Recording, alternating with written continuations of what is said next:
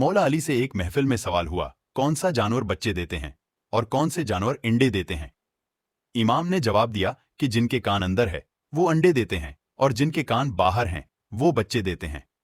वो आदमी जवाब सुन के बैठा तो एक दूसरा आदमी खड़ा हो गया और ये सवाल दोहराया। अब साहिल बदला, इमाम ने भी खैरात बदली, क्योंकि हजरत अली कभी भी साहिल को पुरानी खैरात नहीं देते थे।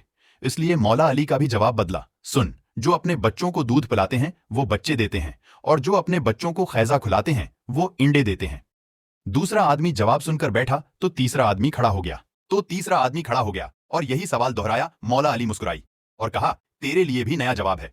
सुन, जो अपनी ग़िज़ा को छिपाकर खाते हैं वो बच्चे देते हैं और जो अपनी ग़िज़ा को सिर्फ निकलते हैं वो अंडे देती है। पूरी मजमी मीन हैरांगी छा गई और हर कोई खामोश हो गया। मौला अली सलाम ने फरमाया, खामोश क्यों हो गए हो? अब भी किसी की तसल्ली नहीं हो रही हूं। सवाल करूं, मैं अब तालिब का बेटा अली तुम्हें क़यामत तक दावत देता हूं।